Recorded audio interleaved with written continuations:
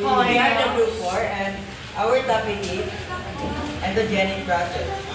First, let me introduce to you our members. This is our leader.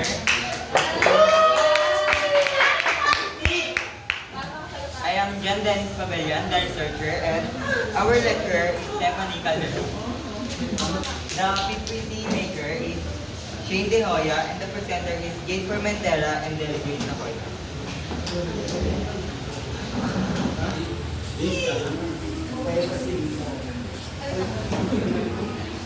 So last time po, if you recall, ang lesson natin nun, which is lesson 3, ang exogenic process. So may kapaligtaran po ito. Ano nga po ulit ang exogenic process? Saan siya nagaganap? Sa taas ng, o sa below the surface. Ito naman pong endogenic is? Outer space. Ay, hindi. Yung exogenic is above the surface yon. Hence, X, which means external. Ito naman po, endogenic, sa loob siya, internally. Akala ko Means, negative. sa loob ng Earth's core. Ay, makabidyo. But first, let's see if you have any prior knowledge regarding endogenic process. Ito po ay oral lang po, no need for scratch paper. So mag-raise na lang po ng hand. Yes! Ayan, fix one word. Raise hand. Two pala. Ito premyo. Uy! Ang ina nyo!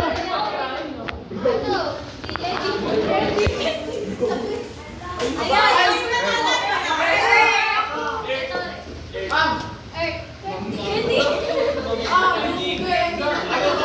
Mamaya na yung ano, malalaki. Madami ko lang sila.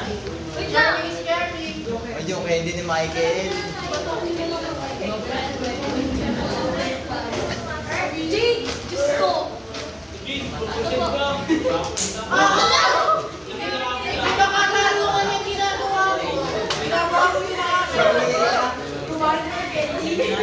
Okay, next, number 3. Ayan.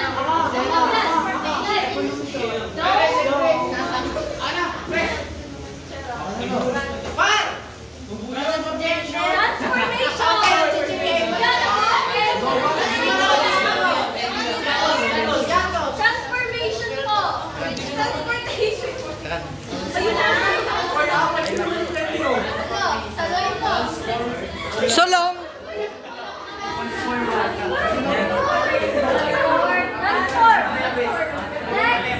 Next, apat na lang.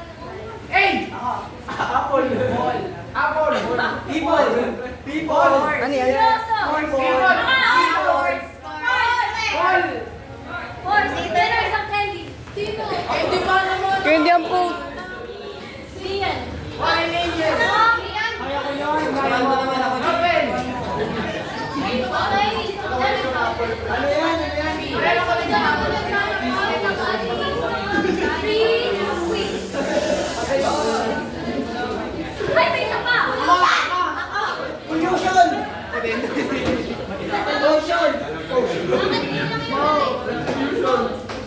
Ako ba? Tornado? Tornado? Volcano! Ayun! Ako yan! Ayun ang video. Volcano! Ay, volcano! Oy, kalma! Ang galing nga.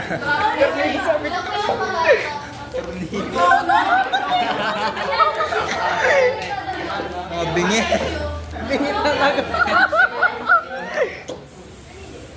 Endogenic process. Okay, sino gusto magpasa? Ano, tornado.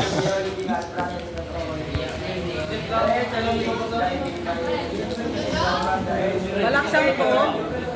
Ay, kasama ba PowerPoint dapat dyan? Ayan. So as I said earlier po, ang endogenic process ay nagaganap below the Earth's surface. So, huwag niyo po siyang i-release ay dun sa exogenic. Kasi below talaga siya. Next. It is associated with energy originating in the interior of the Earth. So, matatakot din po natin dito sa lesson na to ang about about sa energy na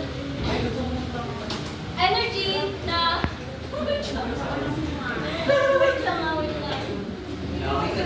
Energy na related sa endogenic process. First is the endogenic process. Bakit po naglalag? Endogenic forces.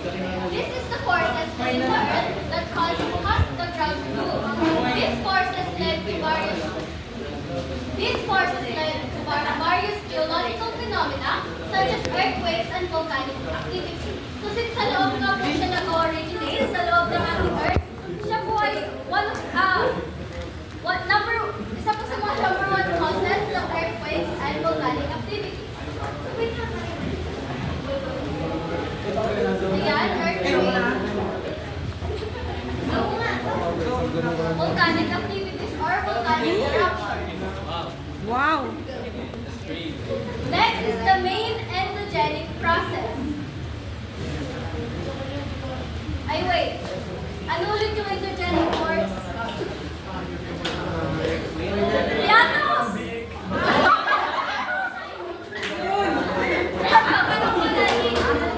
Ano ulit yung endogenic force? Yanos! Nag-originate ito. Teka lang. Endogenic force. Endogenic forces are forces within the earth that cause the ground to move. Okay. Pwede po kayo with those scripts po sana. So with your own. Para po malaman natin na nagiging. Ano yan, So Jessa? yung endogenic forces po, ito po yung forces po na makikita mo beneath the earth's surface. So ang nangyayari po is mga different parang with earthquakes, ganun po yung mga. Okay, 2 claps.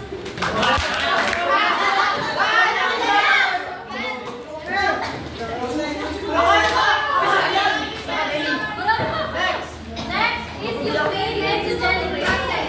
Ikaw naman. Number 1. Sasagot ako. Number 1, we have folding. Number 2, we have nawawala yun. Kasi yun. Ay, ilabas niyo yung... Nawala yung way. Sige. Bumakaw na ko. Ilabas niyo yung... Nawala yung way. Alam na. Ay, naglakad yung isa.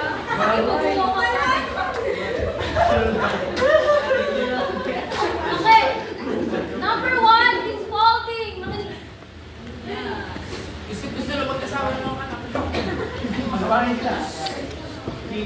Basa. Typically,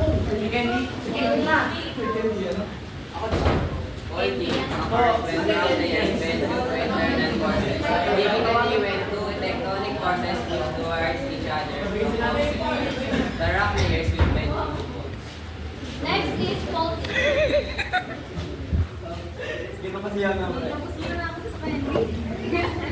Involves the property and displacement of brittle rocks strata along the fault plane caused by tension or compression. So may dalawang daw po tayong main endogenic process. Number 1 is folding. Kumaharang Number 2 TV yan. is folding. So ang folding daw po is it occurs when rock layers bend. So keyword po dyan ay nagbe-bend lang siya.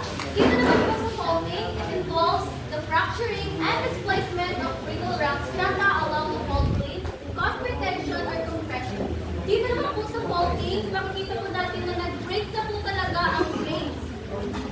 Nahiwa na ang earth crust. So, dito daw sa folding ay bending lang. Bending lang siya. Sa folding naman ay nag-break na. As into 2 parts. Yes? Opo. Ang difference nila.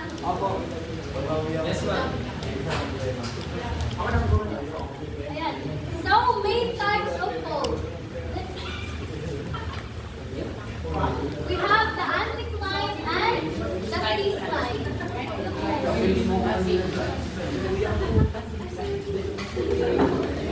So, the anticline refers to the structure that dips downwards from a median line forming a hill.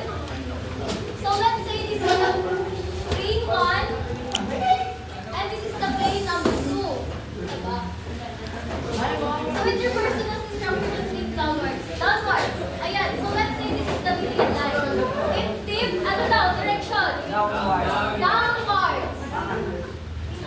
kita-kita.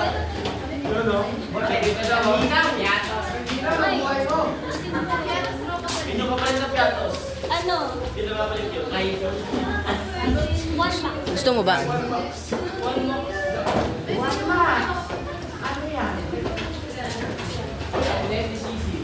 Uy, permanent daw yan. Let's say na nandito yung thin line. Ang direction niya ay downwards, causing a heel. Forming a heel. So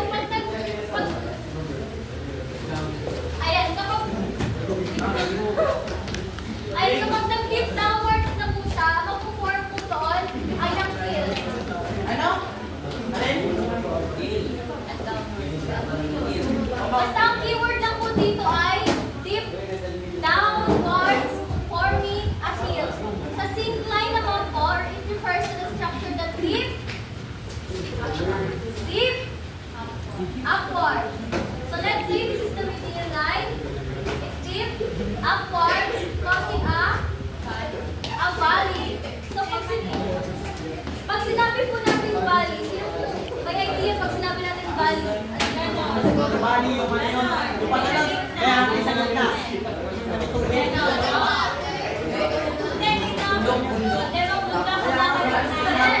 Ilog po, ilog, ilog. Kapag dalawa yun sila, Laki po sila na bali.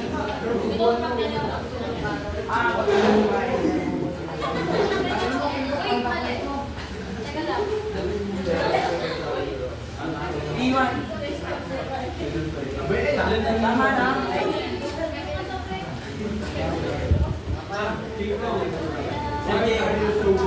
Basta ang keyword sa sink line ay deep down, upwards, forming a valley. Nagets po yung difference? Yes, teacher. Nagets ko. Para mas maintindihan nyo, may illustration dito.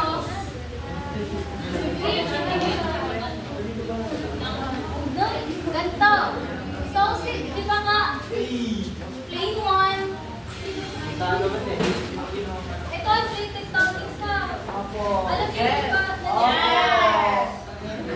So, ang dalawang two anti-lines form a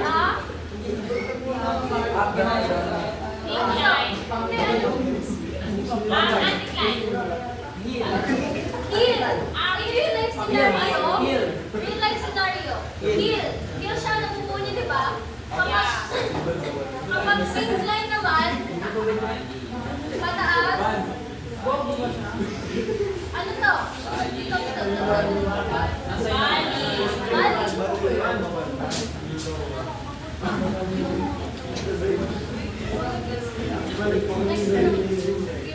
The main types of fault. Main types of fault. Fault. Ito naman ay fault. Di ba nga dalawa sila? Ano nga ulit ang dalawang types of fault?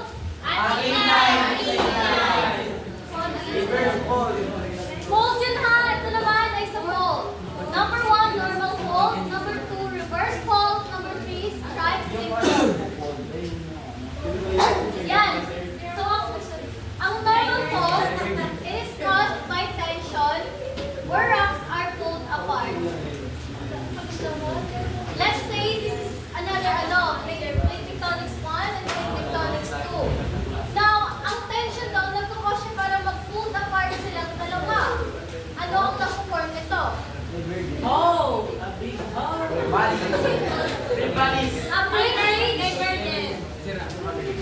A breakage in the earth's surface. Ayan, kasi nga naghihiwalay ang dalawang plate tectonics. Therefore, Ano yan? Divergent. ayun, Candy. Isa maganda. Divergent. Explain mo. Candy. Very candy. Virgin. number 2. Subtraction. Subtraction. Transform. Makinig po! Makinig! Oy, respect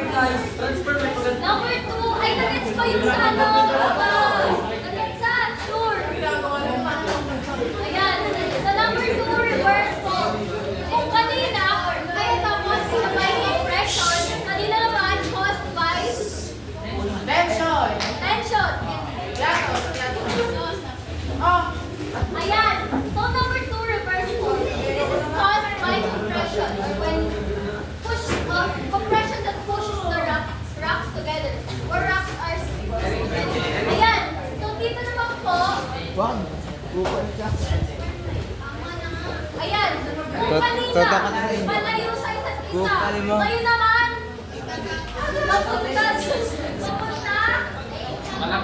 isa't isa. So kapag nangyari to, Ay, baba pa.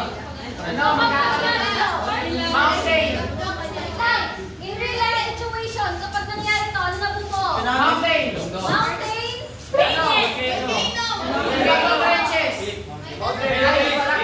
Ang beberes. ano lang? Chocolate Hills. Di ba dapat yung designated reporter yung magre-report? Yes. Pero ano po, since 5 members po kami, ang sabi sa amin is, yung pang 5 members po ay pwede daw po mag-all around. So, eto naman po, may designated po kami kire-report, meron pong part ko at merong part niya. Mamaya pa po siya, which is ako. Kayo na naman kayo, solo mo yan eh. Okay, ano nga yung mga nag-form in real life situation? Chocolate Hills. Hills, volcanoes, mountains. Ayan. Galing nga na. Gets yung pinagkaiba nila sa Wala kang sa alak, Candy. normal world. Gets? Yun ay caused by tension. Ito ay caused by Transformation. compression. Bla, mali yun. Next is the strike, sleep, fall. This is caused Wait, so this is caused by shear, where rocks slide past each other. So kung ang normal fall, North Pole? away from each other, ang reverse fall towards each other, ang North Pole? specially fault naman, slide past each other. Ay, kami daw. Eto ha, kapag sinabi ni pang fall, pag sinabing fall, nagbe-bend lang. Pag sinabing fall, nahati na talaga. Di ba, kanina ang fall bend nila. Ang fall, nahati na talaga siya. So, evident example nito ay ang strike slip fall. Whereas, Example ng na hindi ano, mo na talaga pagtibak yung ng- agad, Alin? yung isang part ng ng strike base, slip fall. pwedeng Anong sa direction example? na to, isa naman dito. Yan, yung ano nga, Kasi yung parang, na-express oo, na earth pagbitak. surface. Nakinig Bitak. po, may quiz Ha? talaga to. Bitak. Pagbitak. Oh, ayan, ito na. Oh. Yan. Ayan! Yan. Ay, James Reed. Oy, timing muna kayo. Ay, wait. Ano nga ulit yung 2 types ng fault? Adik. Praise naman. Kaya mo praise. Tanda mo. Uy! Yatos agad! Yatos agad yun! Bias! Bias! May pagkabayas! Three types ng fault. Ay! Normal fall, reverse fall, tsaka strike. Ako, function ako. Max. Okay yan. Gawin na lang. Function. Pet siya. Pet daw, pet.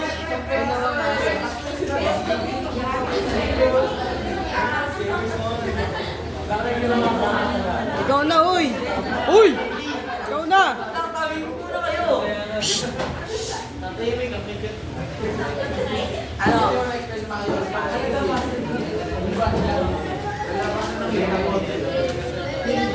Subsequence endogenic process. May tatlong uri yung subsequence of endogenic process. Number 1, volcanism. Number 2 is magnetism. And number 3 is magnetism. Dumako muna tayo sa number 2.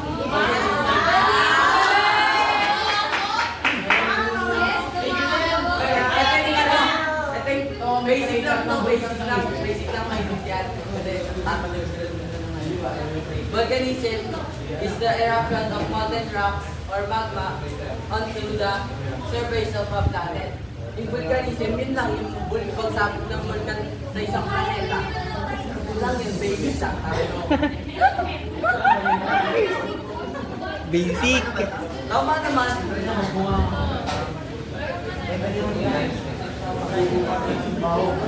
Parang mali. At may dalawang types ng volcanism, mga Oy, kasi. extrusive and intrusive. Kaya nakasingit kasi yan, pre. Kahit muna kayo, pre. Ang extrusive landforms are formed from materials thrown out to the surface during volcanic activity. Ano yun? Example. Ito yung nangyayari sa labas ng volcano. Yung lava na natunaw, mabilis na matutuyo. Tapos, kalma. Ito po, wait lang po. Ang example po nito, yung naghanap ng example is yung exclusive rocks, which is na-lesson na rin po yun, di ba? Kayo? Rocks na nabubuo galing sa volcano. Ayun. Mga bato, labas ng volcano. Shabu. Shabu. Shibuya. At yung intrusive volcanism naman ay yung namumong bato sa loob ng volcano. Ay talaga. Yung ano lang, kabalik na rin lang ng exclusive. Kung sa exclusive ay sa labas, yung inclusive ay sa im nga im. Ganda lang, ano lang.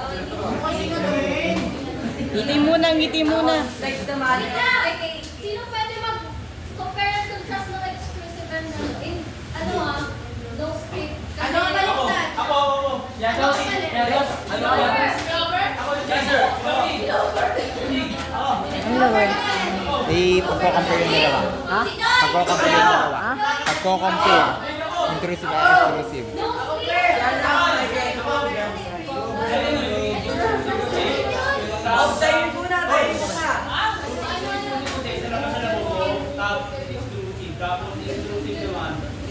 yan lang, tayo muna. Ano yung mga similarities nilang dalawa?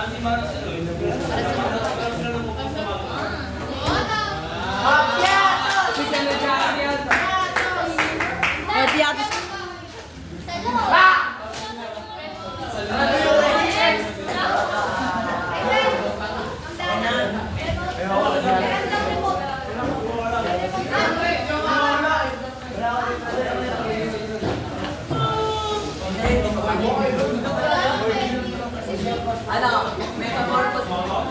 Metamorphism. Metamorphism is the set of processes by which existing rocks transform physically or chemically at any temperature without actually melting to any grade. Kalma nila, hindi ko alam.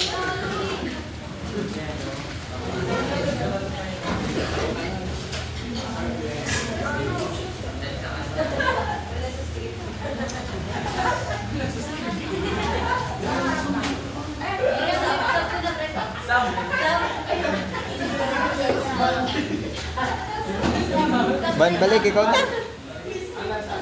Ikaw na, Ban. Kaya mo na yan. Ganito may tanong. Wait lang po. Kalma. Wait lang.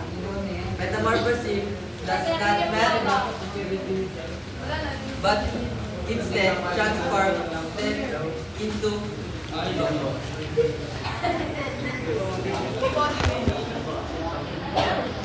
Okay.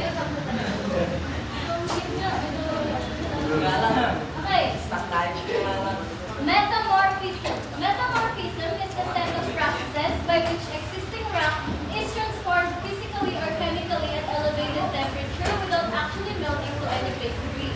Ito naman po is yung mga rocks na nagtatransform po physically and chemically. Ito, hindi po sila natutunaw ha, nagtatransform na po sila into another form of, another type of rock or mineral. sample. Sino may makapagbigay ng example? Ano yun?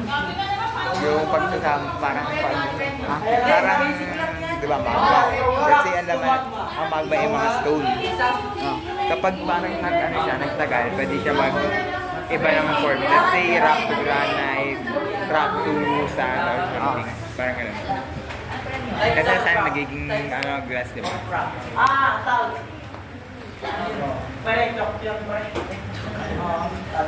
Granite, no? Granite. Granite. Types ba na rocks? Granite. Ay, diamond. Wala na silang pwede. granite and obsidian. Quartz. Hindi ko lang alam. Quartz ba kasali ba sa ano? Rock ba yung quartz? Type mineral. At ang last ay ang seismic activity. Seismic activity of an area is the frequency type Seismic. and size of earthquakes. Ano ba pronounce yan? Size. Particular type. Correction lang po, seismic po yan.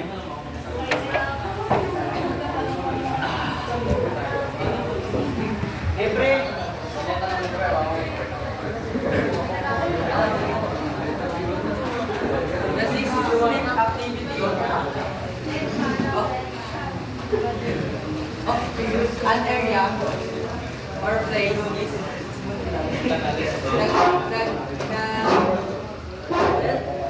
nagre-represent sa kung madalas ba, kung anong uri or laki. Oy, Norwell! Siyempre, i-explain mo din yung tatlo ah. Compare mo yung tatlo dito. May cover ka na. Sa specific direction. Ulitin mo nga. Ano, madalas, nagre-represent siya sa dalas or kung madalas ba nangyayari yung seismic activity, tsaka kung gaano siya kalaki, kung anong uri siya, and Ano malakas? kung gaano kalakas, tapos kung siya ano nila. Kasi pati yung laki ng ano, tama na. Okay na. Next.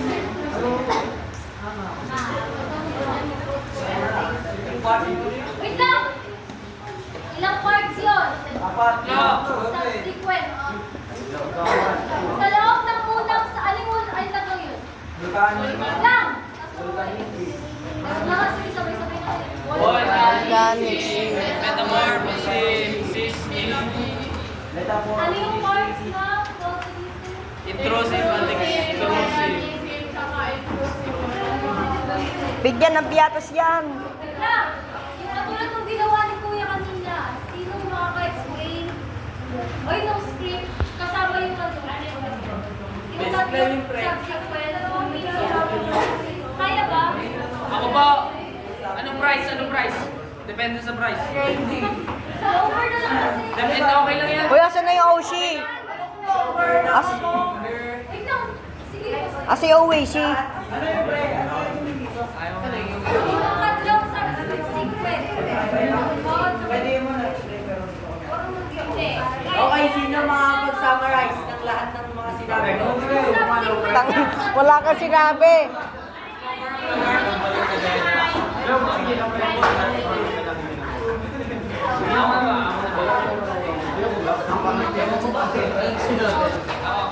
So, yun nga guys, meron daw na tatlong subsequent endogenic activities. So, yung una is volcanic, merong intrusive at saka extrusive doon. So, nakakonekta din po yun sa rocks na nireport namin bilang group. So, intrusive volcanic is mga nako-form na rocks ng lava outside dun sa volcano.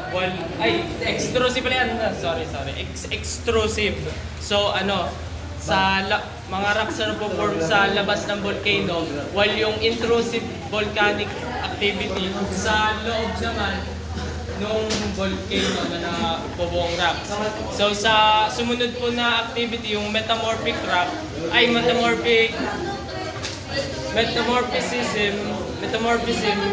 So, yun nga yung parang sumunod na process na nabubuo yung mga rocks pag nagkaroon ng heat or pressure, yung dating rocks nga, pag mas lalo nag-melt, magiging metamorphism yung proseso nun, gaya nga nung sabi ni Jay na obsidian, clay.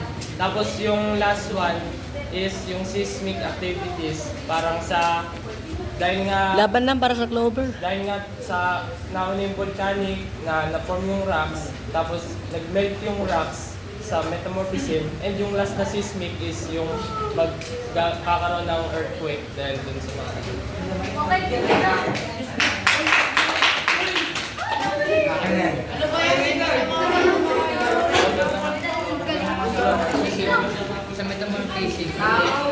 ano, without med, hindi mismo ay hindi kailangan lang, hindi kailangan, sa metamorph casing, pressure ko lang yung kailangan, hindi kailangan lang yung Best friend. ayun na, kasi kasi.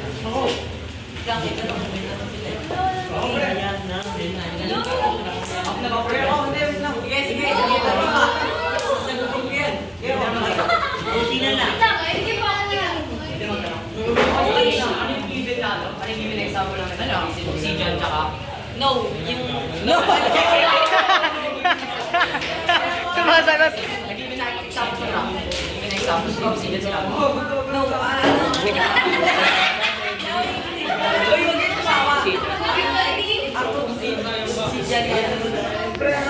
Pakibalik nga sa ano.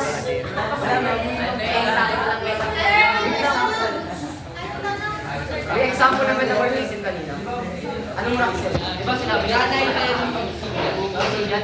Saka yung sabi, granite. Okay, granite acceptable pa. Pero sa oxygen kasi, kailangan mo ng heat and pressure para makabuo ng oxygen. Ngayon, sinabi naman ng report nyo kanina, no melting is required, only transformation. Kaya ang concept ng melting itself ay kailangan ng heat. So, paano makabuo ng oxygen ng walang heat? Ay, hindi. Balik nyo muna sa ano. Metamorphosis. Uy!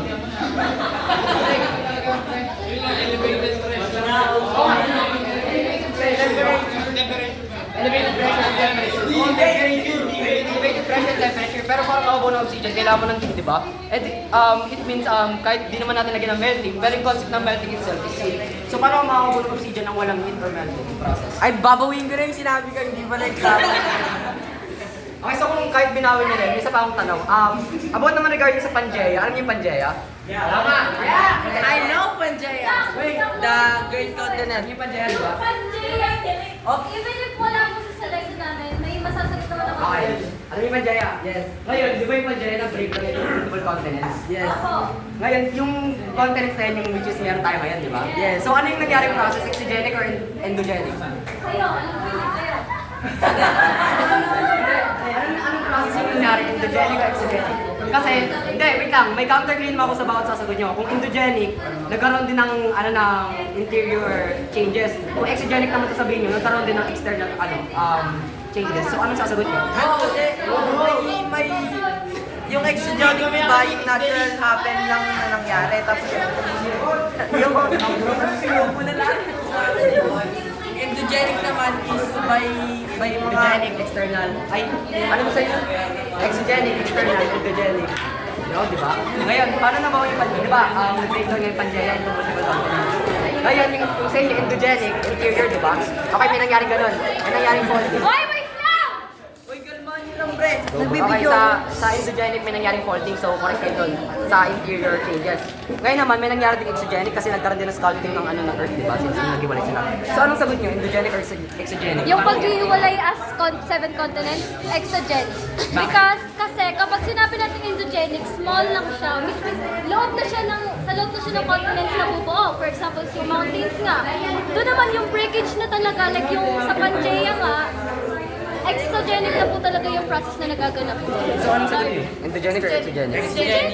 Exogenic yung external? Yes. May Sa labas? counter. Alam ko may counter. Hello! Paano naging exogenic kung nangyari yung endogenic? Sino nag-report ng exogenic? Punta dito. Hindi, report nyo na ito ngayon eh. Ang endogenic po kasing ano namin, kaya wala daw po kasi yung hindi na sa loob. Exogenic. Diba? Pero ayun yung di ba? Ayun yung plane ng exogenic, nangyayari siya sa labas. Tapos naman endogenic nangyayari sa loob. Ngayon yung Pangea kasi, di ba nga nahating Pangea? Tapos nagkaroon ng external changes, tsaka internal changes.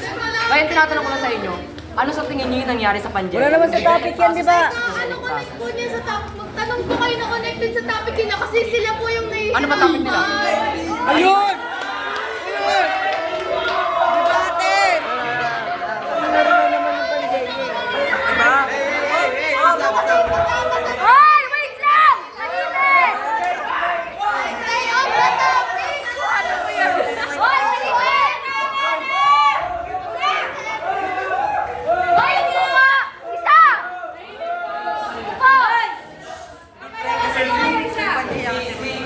Ano ba pinagkakaroon yung relevance ko? Relevance? Yung relevance ko tingnan natin. Kasi sa kanya, wait lang, sir.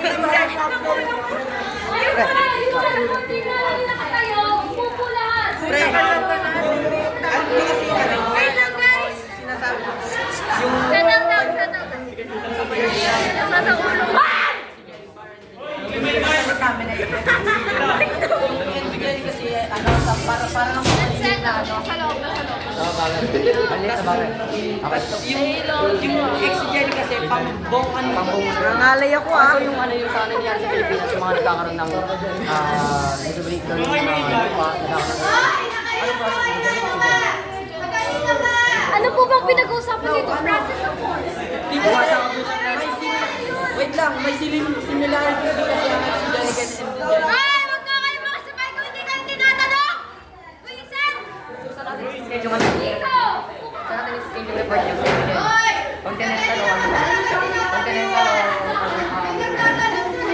kasi, di ba, kung earth science yan, dapat kung hindi pinag-usapan. Kasi sinasabi ng endogenic, pag maliitan lang, so hindi sinasabi ng continental endogenic. Di ba, ang ano natin, subject natin, or minor subject natin is earth science. Ngayon, pag sinabi natin earth general, di ba? Ngayon yung endogenic process, sinasabi niyo pamaliitan lang. So, sabi natin, continental lang.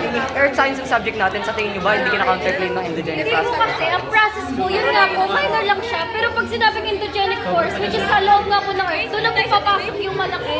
Okay, kaya ngayon yung nga tanong. So yung force po yung dahilan ng exogenic at ng endogenic. Ayun nga yung tanong ko, sa Pangea, sa nangyari sa Pangea, ano sa tingin niyo sa doon? Exogenic process o endogenic? Bigyan mo na nga! Kasi pag sasagot kami ng exogenic process, may endogenic. Pag sasagot mo mga exogenic, may endogenic. Okay, bakit both? Bakit? Sabi niya, lang pag may exogenic, may endogenic. so kung bakit mo po tinatanong sa yung ano nang tanong yung vote naman po sila nandoon. Both sila may participation sa nangyayaring separation of land. Isa pa, sabi niya, theory lang daw po yun. So bakit po daw po pinaglalaban? Theory yun? Sabi niya, Pangea? yeah. Sinong Then, The evidence is the... Siya! Boy, paglaban mo si Mario. So anong isagot niyo both? Kasi Kung may exogenic, may endogenic. Yeah.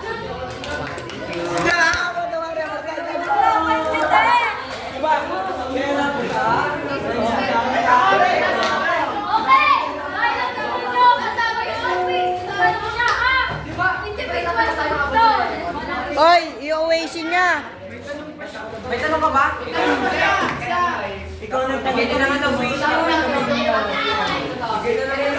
Oy, i-oasin niya.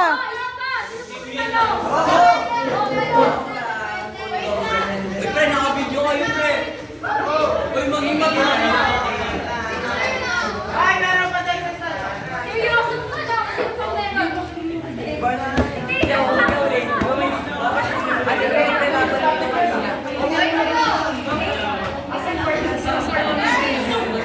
Hirap paging cameraman. Bigla-bigla namamatak sa akin. Uy, pre, naka-video kayo, pre, oh.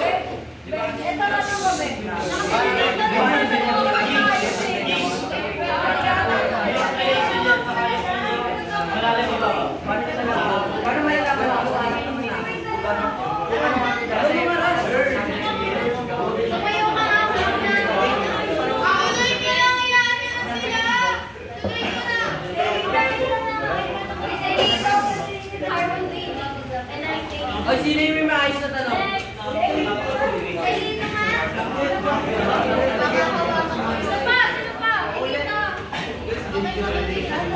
Okay, wala na magtatanong ha. Ito nga, yung mga kapatid.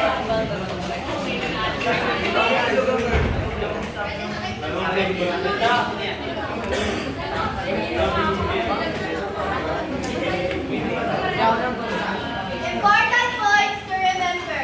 Endogenic processes are vital for understanding geological formation and movements of tectonic plates.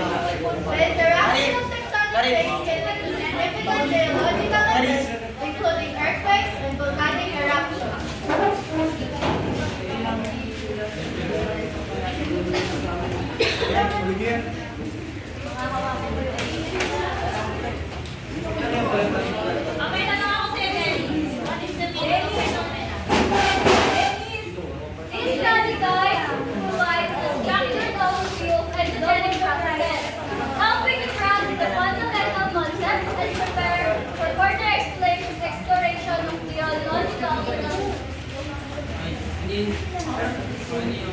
Ayan, so dito na po nagtatapos ang aming reporting. Sana po may naiintindihan kayo. At kung may hindi po kayo naiintindihan, libre po ang joke lang. So may tanong pa? Aminin na kailangan na. Wala na po. O yung Oishi!